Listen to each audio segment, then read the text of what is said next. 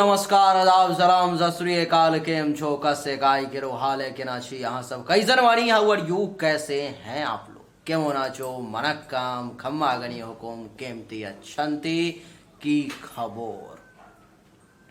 उम्मीद करता हूं कि आप लोग बहुत अच्छे होंगे, स्वस्थ होंगे, दुरुस्त होंगे और आपका समय बड़े ही मंगलमय तरीके से बीत रहा होगा।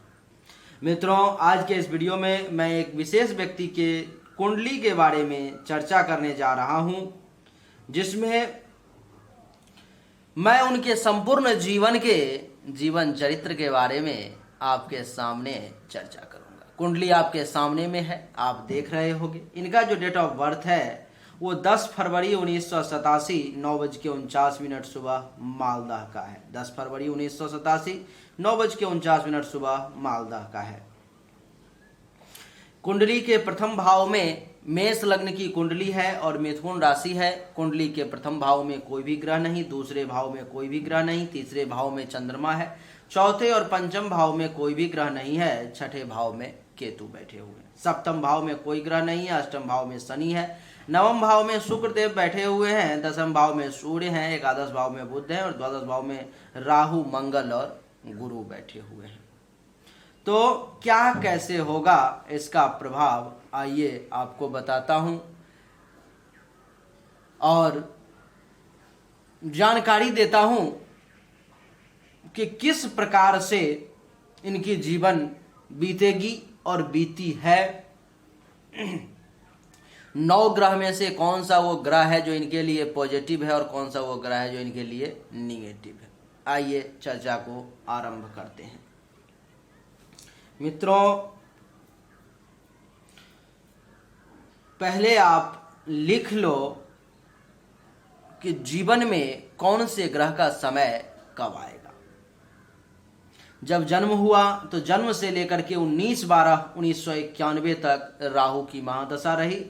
19/12/1991 से 19/12/2007 तक गुरु की महादशा। 19/12/2007 से 19/12/2026 तक शनि की महादशा और 19/12/2026 से 19/12/2043 तक बुध की महादशा और 19/12/2043 से 19/12/2050 तक केतु की महादशा और 19/12/2050 से 19/12/2070 तक शुक्र की महादशा रहेगी। अब अंतरदशा को लिख लो कि अंतरदशा में किस ग्रह का समय कब कब रहेगा।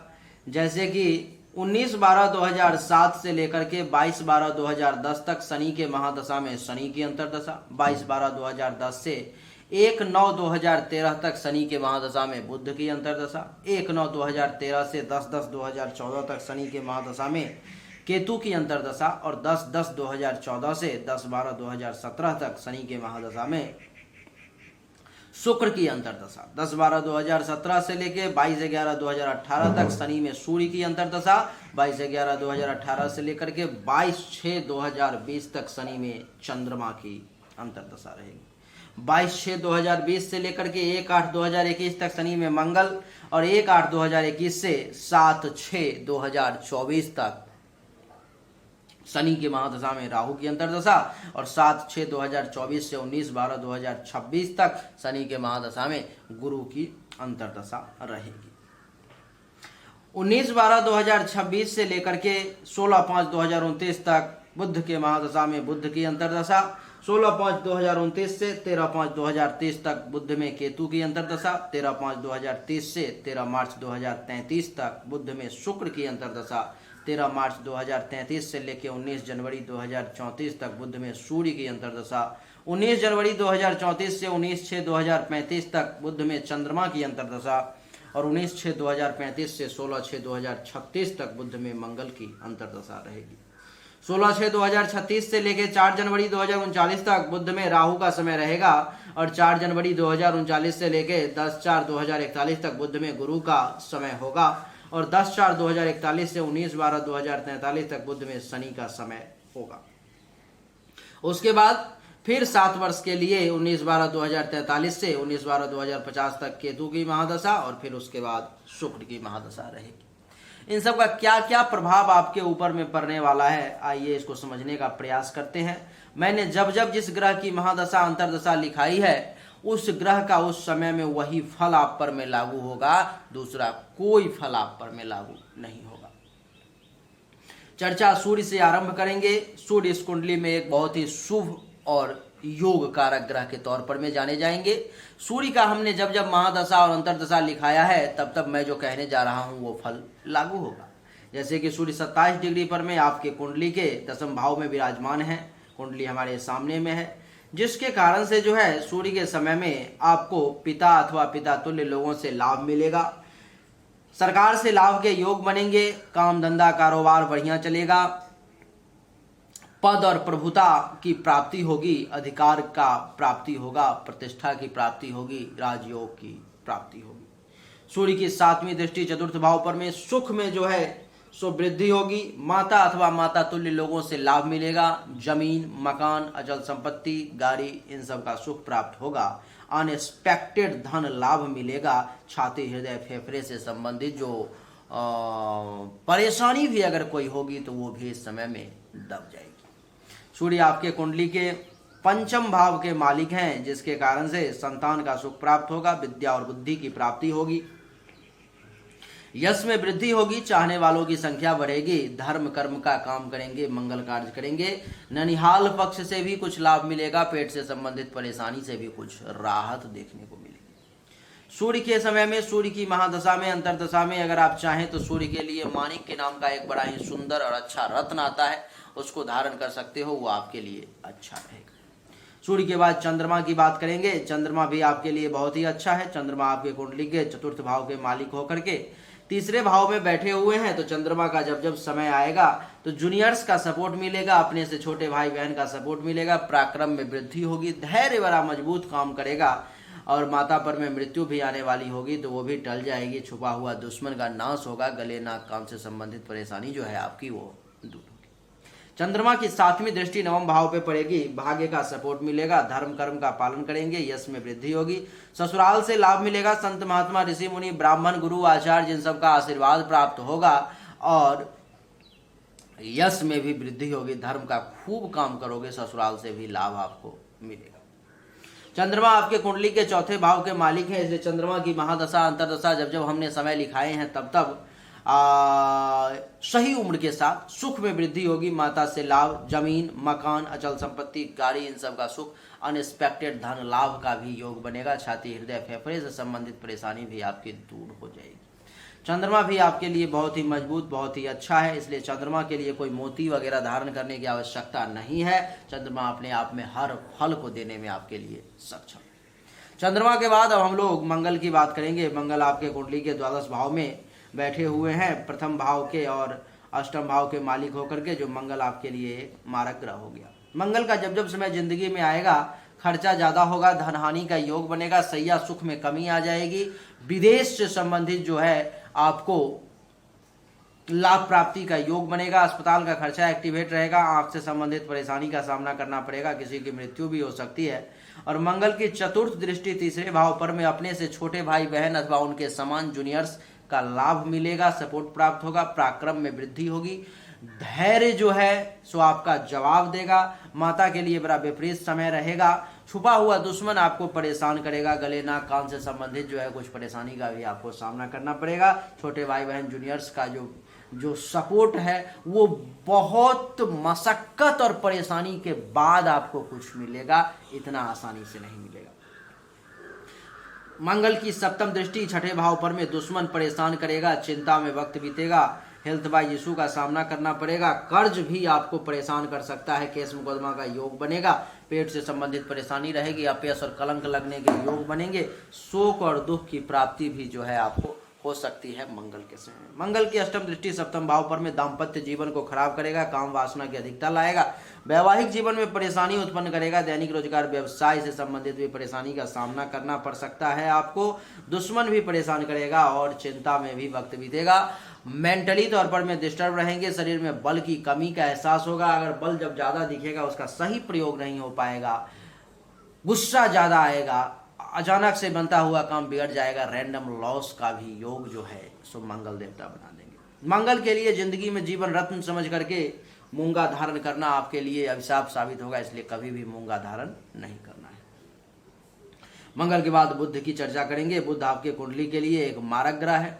बुध का जब जब समय और एकादश भाव में बैठा हुआ है, तीसरे और छठे भाव का मालिक होकर के, तो बुध का हमने जब जब समय आपको लिखाया है, बुध के समय में आय में कमी, लाभ कम मिलेगा, उपलब्धि की प्राप्ति में परेशानी, इच्छा पूर्ति में परेशानी, सीनियर्स बड़े भाई बहन समान अथवा बड़े भाई बहन से परेशानी, अपने उम्र के साथ पुत्र वधू दामाद के सुख में परेशानी का योग, और इसकी 7वीं दृष्टि पंचम भाव पर में संतान से टेंशन तनाव का योग, संतान को परेशानी का योग, विद्या बुद्धि का सही प्रयोग ना होना, यश में कमी, चाहने वालों की संख्या में कमी, धर्म कर्म के पालन में कमी, पेट से संबंधित परेशानी का योग, मेहनत परिश्रम भाग दौड़ ज्यादा करना, जूनियर्स का सपोर्ट न मिलना, पराक्रम में कमी, धैर्य कमजोर होना, छुपे हुए दुश्मन द्वारा परेशानी, गले से संबंधित परेशानी, पांव में चोट लगने का योग, और दुश्मन के द्वारा परेशानी, चिंता में वक्त बीतना, हेल्थ वाइज यीशु का योग, केस मुकदमा का योग, कलंक लगने का योग, शोक और दुख का भी योग जो है आपके लिए बनेगा। तो ये जो बुध है आपके लिए बढ़िया नहीं है,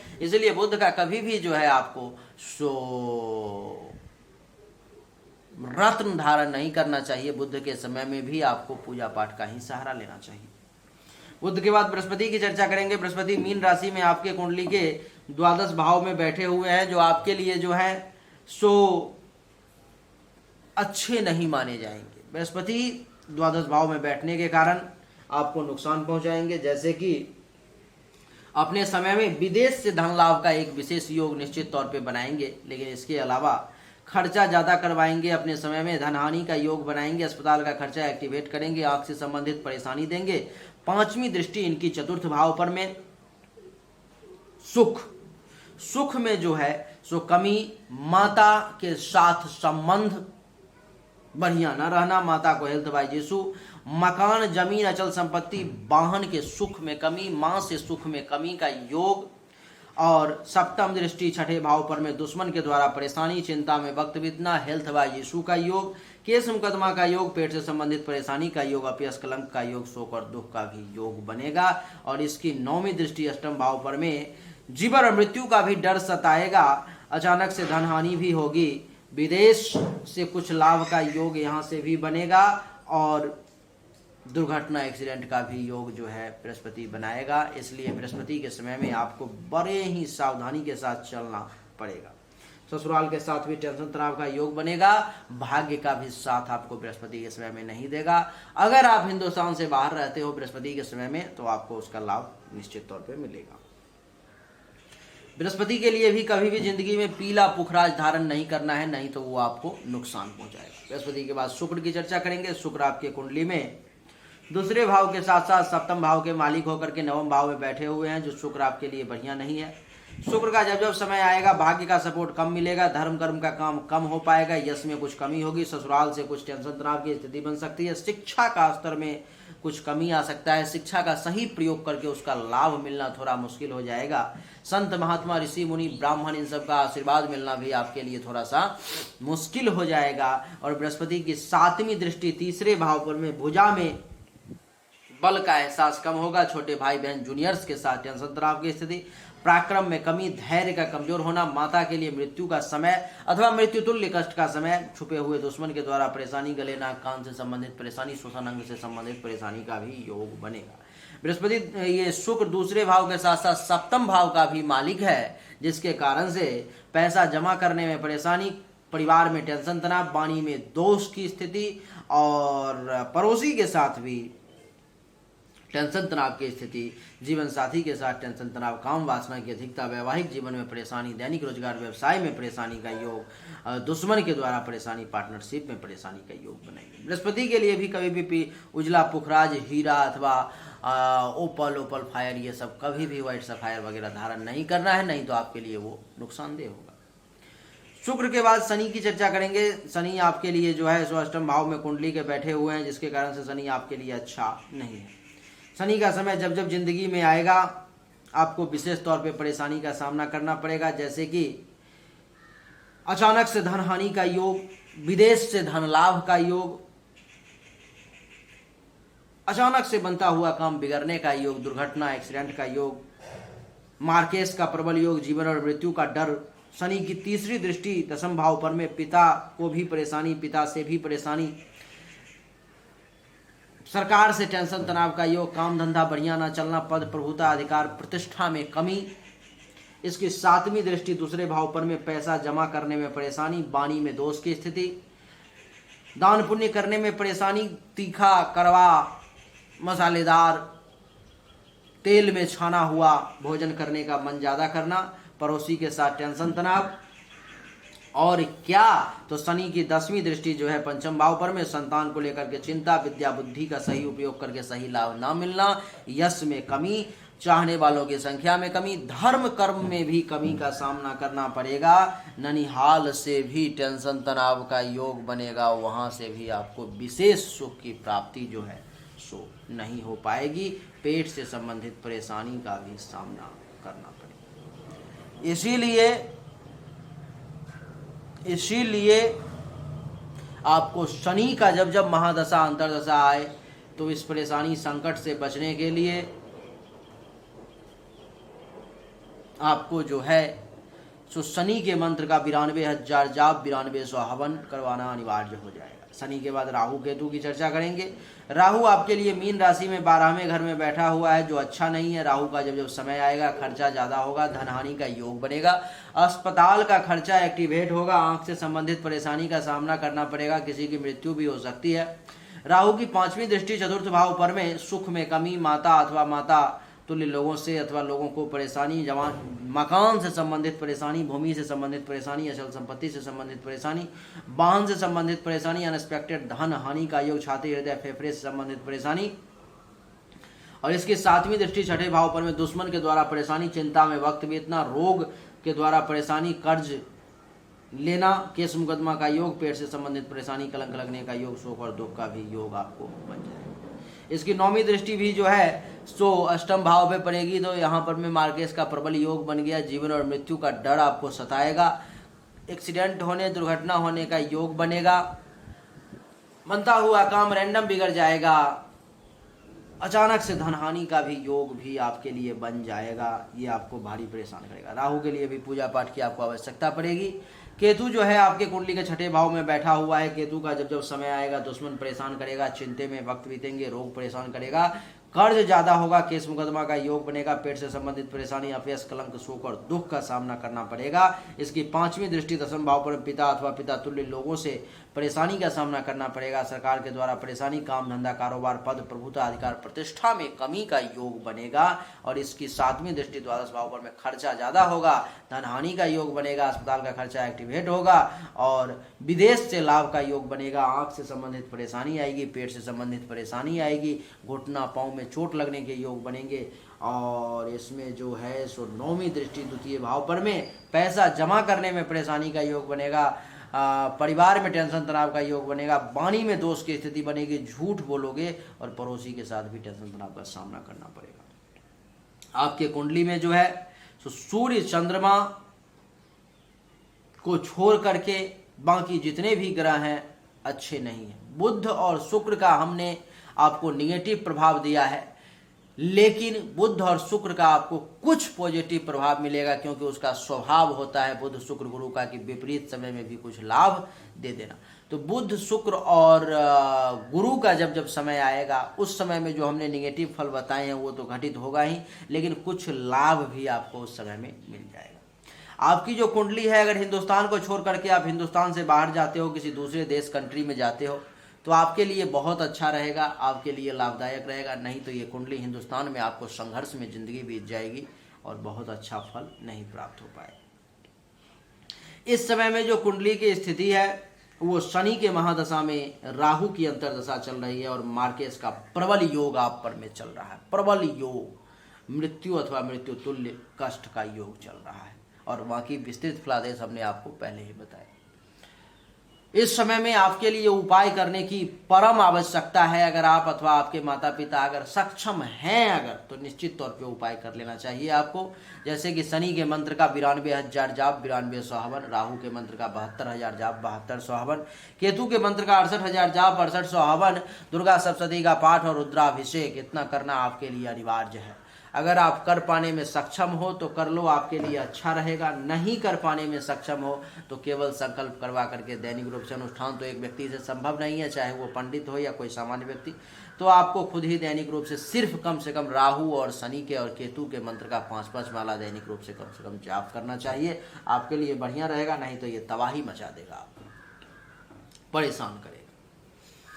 उम्मीद करता हूं कि आपको सब कुछ सही समझ में आ गया होगा। हमने आईना दिखाने की कोशिश की, आपको सब कुछ छुपाने की कुछ भी कोशिश नहीं की, आपको खुश करने के लिए कुछ भी ऐसा कहने की कोशिश नहीं की।